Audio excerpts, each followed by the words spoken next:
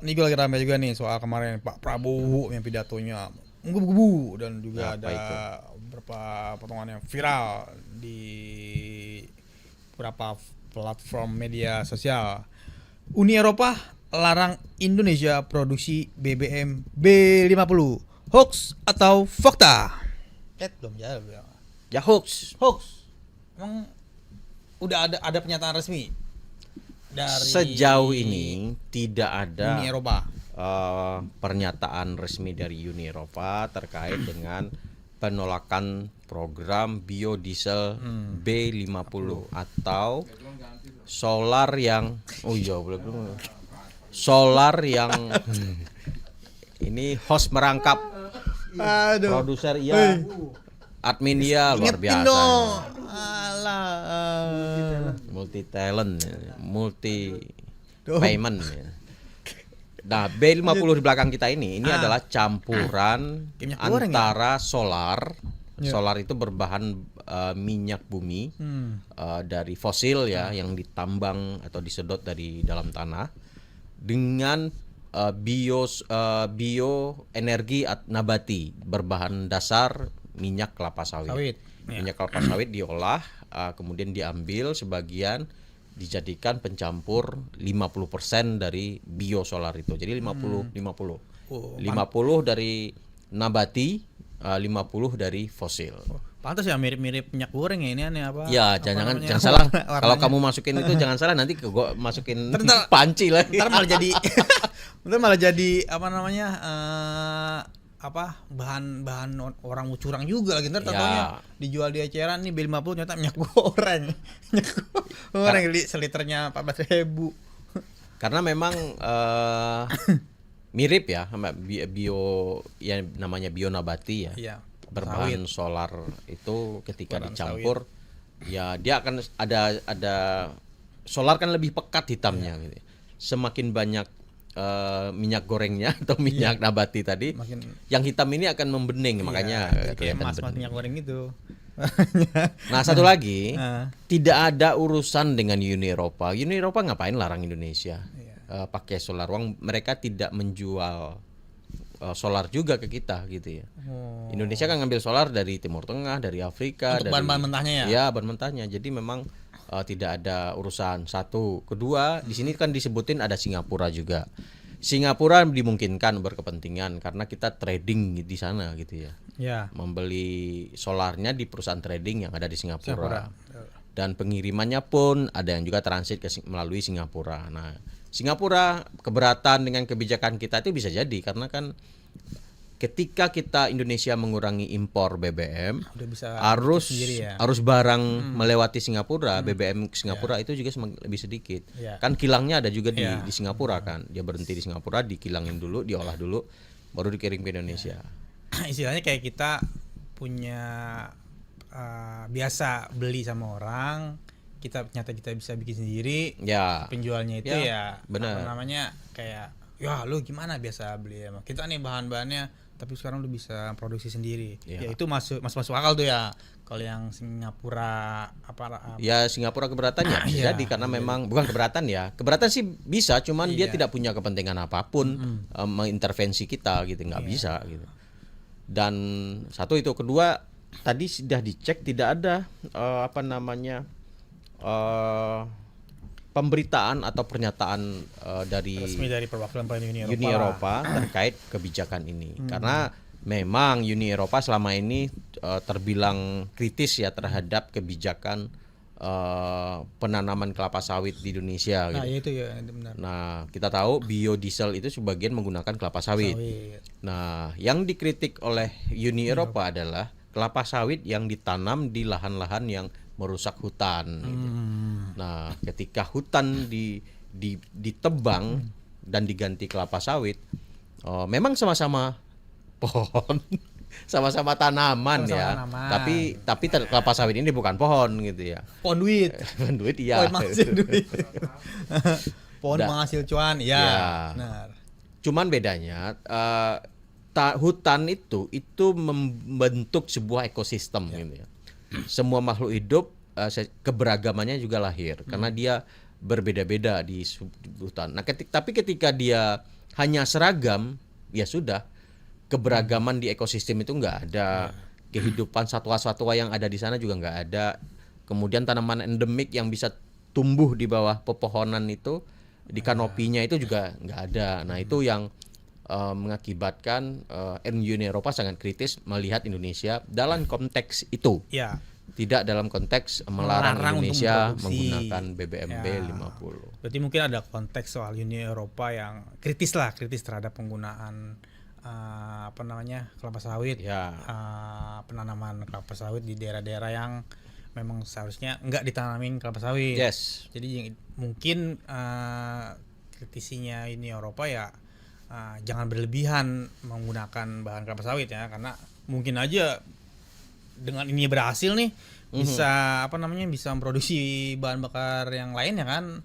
Untuk ini kan baru bukan pengganti sih, pendamping lah ya. Solar tetap masih ada ya di Pertamina, masih jual solar. Dan saya belum dengar sih, saya belum ke kalau kamu ketemu biosolar bahasanya itu sudah campuran antara. Jadi namanya emang bukan ini, tapi kita mesennya yang biosolar. Kalau tulisannya biosolar di Pertamina itu sudah campuran antara BBM dan nabati.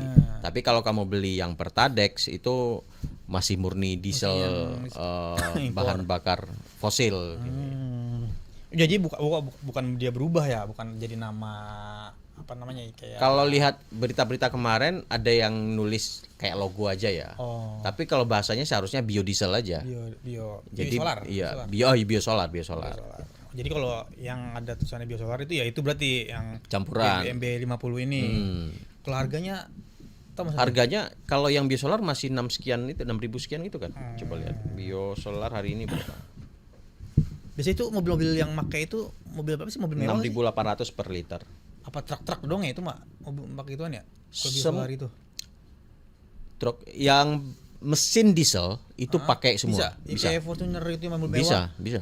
Per liter semua iya. Cuman kan yang karena dia bersubsidi hanya kendaraan tertentu yang memiliki aplikasi yang terdaftar ya. Persyaratannya ya. Yang terdaftar yang bisa minum itu. Makanya kalau emang kayak Fortuner yang diesel kan ada juga yang mobil mewahnya juga kan. Mau nggak boleh tuh dia minum itu. Mungkin kendaraan industri ya. Nah, jadi di Pertadek, Biosolar dan Pertamina Dek adalah dua jenis bahan bakar diesel dari Pertamina dengan spesifikasi yang berbeda. Pertadek yang diesel premium. Nah, dia ini untuk kendaraan yang di atas yang tidak dimasuk golongan bersubsidi.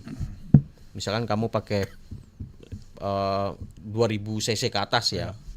Atau 2.500 mobil mewah lah, seperti merek-merek yang SUV gede itu nggak boleh pakai biosolar ini. Nah, apalagi tuh kalau kendaraan niaga itu boleh pakai biosolar ini. Walaupun cc-nya di atas. Di atas 2.000 ya. Syarat itu 1.500 ke atas kalau nggak salah ya. Ada prasyarat lah untuk ada persyaratan untuk dapatkan biosolar ini. Nah, apakah biosolar ini aman untuk mesin? Kita lihat nanti. Belum ya. Tapi pastinya udah ada uji massa lah. Maksudnya udah ada tempo mereka berapa tahun sebelumnya udah harusnya ya. Ya, kita lihat aja. Kalau B40 kan sudah lancar lah ya. B30 sudah terbukti. Namun perlu kita ketahui penerapan B50 ini pertama Indonesia melakukan. Nah, jika melihat kapasitas produksi CPO kita, sebenarnya kita udah bisa memproduksi B90 gitu ya, 10% pakai fosil gitu ya. B90 itu yang petalit? Enggak, belum ada. Kita kan baru sampai BBM solar ini baru B50. Kalau itu B90 itu? Belum. B50 itu maksudnya 50 bio nabati, 50 solar fosil. Nah, B90 ya. Kalau Indonesia misalkan ya udah kita kurangin impor fosil solar gitu ya. Ya sudah B90 gitu ya, atau 100% gitu ya. Solarnya dari kebun kelapa sawit gitu. Nah, bisa aja seperti itu. Dan kemampuan produksi kita bisa, cuman nanti nggak ada yang kita goreng ntar. Itu Mas. Jadi kan Satu nggak ada yang ada digoreng. kebutuhan untuk bahan untuk minyak goreng kan. Ya, Itu mentega. iya. Walaupun- Ekspor.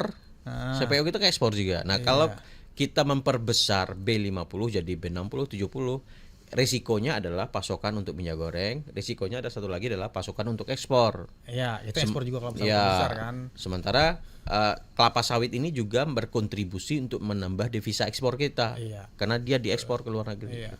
Dan kekhawatirannya karena ini berhasil ditambah lagi lahan sawitnya. Nah, itu. Itu kan. Iya. Wah, ini berhasil nih. Ya udah tambah lagi kelapa. Hutannya ditebangin gitu kan. Ya, Nah, itu yang mungkin yang dikhawatirin sama Uni Eropa ya, kritisi lah. Istilahnya bukan melarang ya. Kalau masih 50-50 it's so lah. Mungkin ya nggak terlalu, belum terlalu banyak menggunakan apa namanya kelapa sawitnya, karena kan ya kelapa sawit bukan cuma buat ini doang kan, buat minyak goreng juga dan ekspor juga kita ke negara-negara Iya. eksportir terbesar juga kan, salah satunya kita kelapa sawit kan beberapa negara di luar. Dan Jadi- itu juga cuan juga buat kita. memang di satu sisi impor kita berkurang ya. Ya, Tapi di sisi lain ekspor kita bisa menjadi berkurang juga karena CPO itu diekspor. iya, iya. Makanya kekhawatiran banyak pihak lahan kelapa sawit diperluas gitu kan. Itu. Dan risikonya ya hutan kita. Nah, ini yang menjadi, dan seharusnya sekarang itu adalah meningkatkan produktivitas kali ya. Replanting tanaman yang sudah tua yang tidak produktif, meningkatkan produktivitasnya. Jika panennya misalkan 1 hektar cuman 3 ton ya dinaikin jadi 8 ton gitu ya. Bukan menambah lahannya yang berarti menambah pembukaan lahan gitu. Nah, itu yang dikhawatirkan Mas Furkon. Nah, ini tersebar di mana Mas hoax ini, apa masif gak sih di YouTube, di Facebook, di Ini pemain lama, dirimu tahu ini. Ini dia. Ini dia. Ini salah satu yang kontennya ada di Saya sini. nggak akan mutar videonya karena bakal bisa Jadi, bantu dia lagi nanti semakin banyak. Akunnya itu Kajian. kajian online. Kajian Kajian online tapi bahas hoax gitu kan. Aduh, gimana gitu. Dan baru seminggu yang komentar udah ada ratusan, 275 komentar. Judulnya bikin membastis. Dan bla bla bla lah, banyak penjelasan soal industri di Eropa, ancaman ekspor. Kalau B50 banyak terserap di Indonesia, itu juga memang berdampak ke industri yang ada di luar, karena mereka akan kekurangan bahan baku CPO. Ya. Karena CPO ini adalah minyak kelapa sawit, itu adalah minyak nabati yang murah dan efisien. Ya. Karena ada juga minyak jagung, Nah, minyak kedelai gitu kan. Nah, minyak CPO ini lebih murah dari minyak-minyak tersebut. ya makanya negara-negara luar juga apa impor minyak sawit CPO sawit kita ke Ya. buat negaranya kan besar juga ya. Benar. Dan si ini tidak bisa membuktikan atau menyebutkan informasi pelarangan dari Eropa itu dari siapa. Ya. Ini di informasi ini nggak ada. Kayaknya dia cuma gabung-gabungin apa namanya Opini, opini dia aja sebenarnya. iya. Karena kita cek di beberapa literatur pemberitaan di Eropa ataupun di Barat itu nggak ada yang yang menyebut Uni Eropa melarang Iya. Indonesia pakai B50, nggak ada. Mungkin kalau pemberitaan-pemberitaan soal mengkritisi soal sawitnya dan atau lahan sawitnya Ya mungkin memang sebelumnya memang Ya. ada kan. Karena kekhawatiran Indonesia itu memiliki banyak hutan yang sangat genuine dan bermanfaat untuk menyimpan karbon gitu ya. Nah, jika itu habis ya dampak iklim kita juga yang tenggelam duluan gitu ya. Naik air laut ya udah kita kepulauan kita terkikis akhirnya. Begitu Gitu. Furkan. Oke, langsung aja kita cashback soal narasi yang kedua, soal Uni Eropa larang Indonesia produksi BBM B50. Itu adalah hoax. Hoax. Hoax. Hoax pemirsa.